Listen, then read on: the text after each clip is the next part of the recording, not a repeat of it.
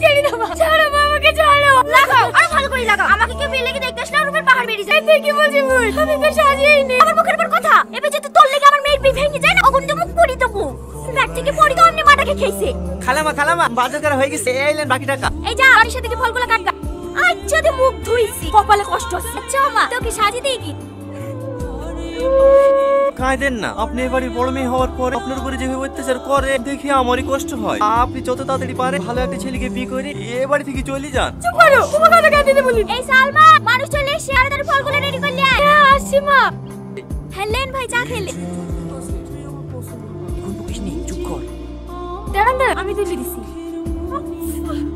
Sorry চলছে নাকি? না ঠিক আছে। আপা আমি এই মেয়েটাকে বিয়ে করবো। বিয়ে করবে বলে বিয়ে দিতে পারে কি? একটা মেয়েকে দেখতে আরেকটা মেয়ের দিকে নজর। আপনার তো চরিত্রই ভালো না। বেরেন বাড়ি থেকে। চ দিল্লিতে আমার মেয়ের বিয়েটা ভেঙে। বিশ্বাস করেন মা, আমার কোনো দোষ নেই। আমি শুধু চাবিটা দিতে গেছি। চাবি তুলতে গেছিলি না? আরো ভালো করে মারো। বলছে বড় মেয়েকে রেখে ছোট মেয়ের বিয়ে দিস, তাকে না আপনাকে বড় মেয়েটার বিয়ে দিতেন। ওর বিয়ে দেবো কি করে? ও বিয়ে হয়ে শ্বশুর বাড়ি চলে গেলে বাড়ির কাজগুলো কে করবে? আপনাদের বাড়ি কাজের ছেলেটার সাথে বিয়ে দিতেন না? এই গ্রামে থাকবে, আপনার বাড়িতে কাজ করবে, দুবেলা দুজনকে খেতে দেবে, তাহলে হয়ে যাবে। কথাটা তো তুমি খারাপ বলনি। এই টনি, হ্যাঁ বলেন খালামা। যা পাঞ্জাবি পরে আইগা। কেন খালামা? আমার মেয়ের সাথে তোর বিয়ে দেবো। আপনার মেয়ের সাথে? চুপ, আমার মেয়ের সাথে না, সৎ মেয়ের সাথে। ঠিক আছে খালাম্মা, আমি রেডি হয়ে আসছি।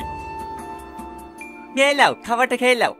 আমি জানি আমার সাথে বিয়ে হয়েছে তুমি মন খারাপ করে কিচ্ছু খাওনি, তোমার আমাকে একটুও পছন্দ না। কিন্তু আমি যদি বিয়েটা না করতাম তাহলে হয়তো আমার থেকে কোনো খারাপ ছেলের সঙ্গে তোমার বিয়ে দিয়ে দিত। আমি শুধু তোমার কথা ভেবেই এই বিয়েটা করেছি।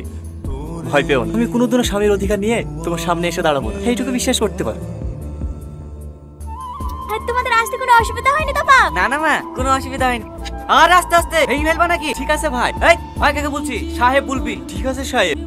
বিয়ের পরে প্রথম শ্বশুর বাড়ি আসলাম। হ্যাঁ যতই কাজ থাক, এক সপ্তাহ নিচে কিন্তু বাড়ি যেতে দেবো না বাপ। এই সালমা। হ্যাঁ বল। প্লেটগুলো নিয়ে যা। মিষ্টি তোর ভাই খায় না, ফেলি দেগা। আর শোন, রাসময় মাকে ডেকে দিয়ে যাস। ঠিক আছে। কিছু বলছি মা? হ্যাঁ, তোমার জামা একটা হাই রেটের টেন্ডেন ধরেছি। সিকিউরিটি মানি হিসেবে 1 কোটি টাকা জমা করতে হবে। কাজটা তুলতে পারলে 4-5 কোটি টাকা লাভ হবে। 50 লাখ টাকা মতো শর্ট পড়ছে। তুমি একটু ম্যানেজ করে দাও না মা। এত টাকা আমি কোথায় পাবো? আমাদের 12-13 বিঘি জমি না, ওই জমিগুলো বেচে দাও না মা। একবার টেন্ডারটা হাতে পেয়ে গেলে তো ওরকম জমি 1-2 বিঘি কিনা হবে। ঠিক আছে, তুমি কোনো চিন্তা করো না জামাই, আমি খরিদটা দেখছি। শোন, হ্যাঁ বলেন সাহেব। জুতোটা বাজার থেকে পালিশ করে এসে দে। ঠিক আছে সাহেব। মা বাড়ি গেল। এই দাঁড়া, তোর হাতে কি? কিছু না মা, ওটা মিষ্টি আছে। মা জামাই লেগিলে আসা মিষ্টি। জামাইকে খেতে না দি তুই চুরি করে নিয়ে যাসি। ভাই মিষ্টি খাই না তো, তাহলে পল্লবী ফেলে দিতে বললো। এত করে মিষ্টি কথা, চোর কথা না?